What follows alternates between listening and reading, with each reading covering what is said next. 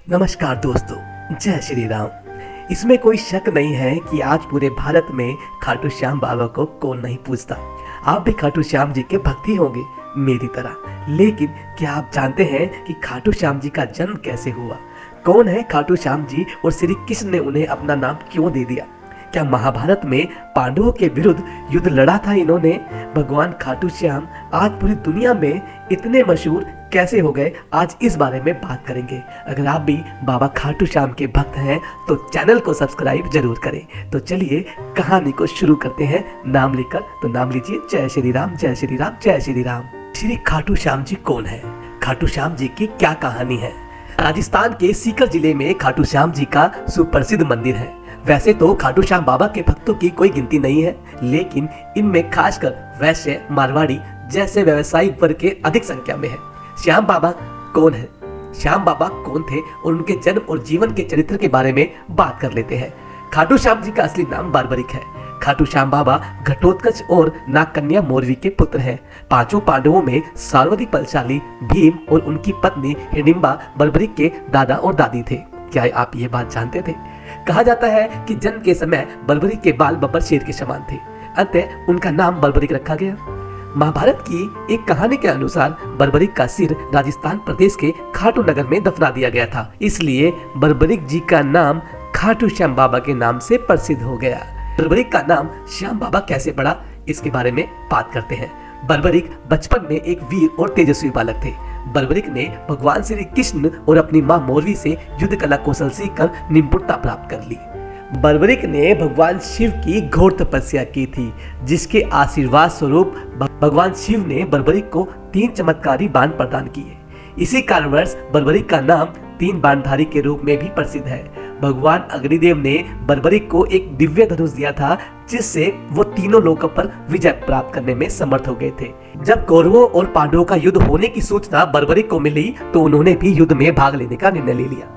बर्बरिक ने अपनी मां का आशीर्वाद लिया और युद्ध में हारते हुए पक्ष का साथ देने का वचन दिया और निकल पड़े। इसी वचन के कारण हारे का सहारा बाबा श्याम हमारा, यह बात भी प्रसिद्ध हो गई। आपने कई लोगों के मुंह से ये बात सुनी भी होगी और ये लाइन सुनी भी होगी कि हारे का सहारा बाबा श्याम हमारा। आज आपको पता भी चल गया कि इस लाइन का सही मतलब क्या है।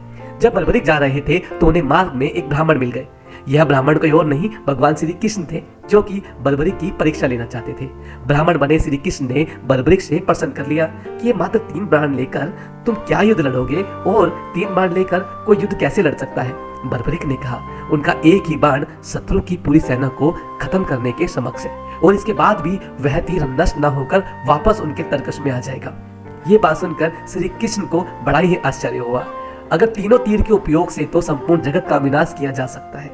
ब्राह्मण ने बर्बरिक से एक पीपल के वृक्ष की ओर इशारा करते हुए कहा कि एक बाण से पेड़ के सारे पत्तों को भेद कर दिखा दे। बर्बरिक ने भगवान का ध्यान कर एक बाण छोड़ दिया। उस बाण ने पीपल के सारे पत्तों को छेद दिया। उसके बाद बाण ब्राह्मण बने कृष्ण के पैर के चारों तरफ घूमने लग गया। असल में कृष्ण ने एक पत्ता अपने पैर के नीचे छिपा दिया था। बर्बरिक समझ गए थे कि तीर उसी पत्ते को भेदने के लिए ब्राह्मण के पैर के चक्कर लगा रहा है। बर्बरिक जी बोले, हे ब्राह्मण, अपना पैर हटा लो, नहीं तो ये आपके पैर को भेद देगा। श्री कृष्ण बर्बरिक के पराक्रम से प्रसन्न हो गए।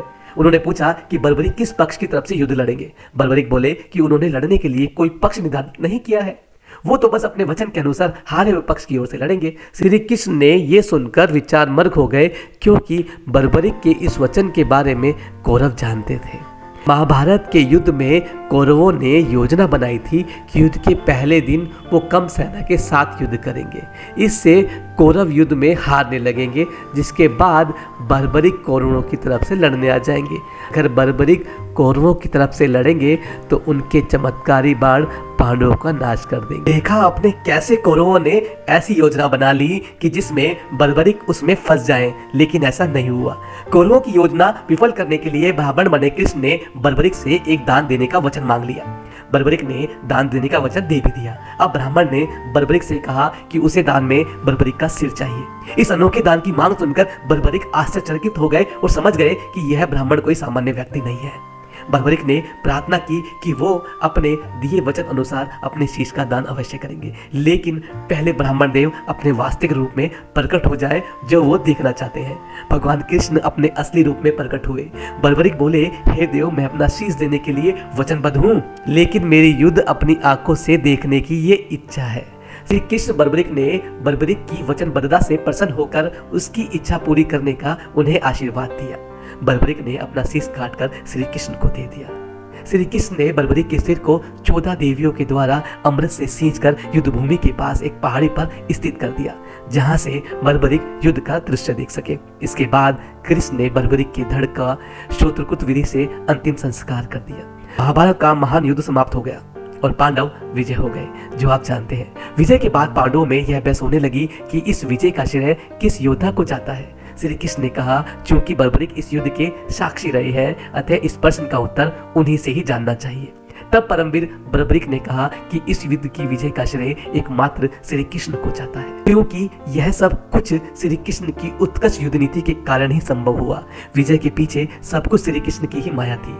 बर्बरिक के इस सत्य वचन से देवताओं ने बर्बरिक पर पुष्पों की वर्षा कर दी और उनके गुणगान गाने लगे। श्री कृष्ण वीर बर्बरिक की महानता से अति प्रसन्न हुए और उन्होंने कह दिया, हे बर्बरिक, आप महान हैं और मेरे आशीर्वाद स्वरूप आज से आप मेरे नाम श्याम से प्रसिद्ध हो जाओगे।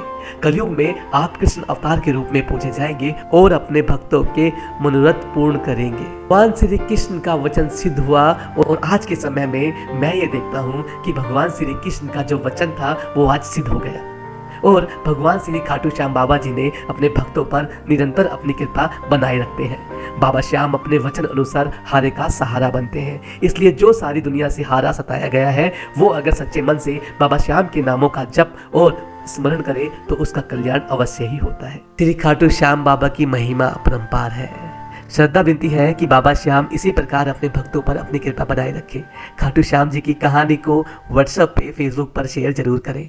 अगर ये कहानी आपको अच्छी लगी तो चैनल को सब्सक्राइब जरूर करें। ऐसी ही जानकारी और कहानियों के लिए आप मेरे चैनल पर बने रहें। अब मैं आपसे आगे लेना चाहूँगा तो नाम लीजिए। जय श्री राम, जय श्री राम, जय श्री राम।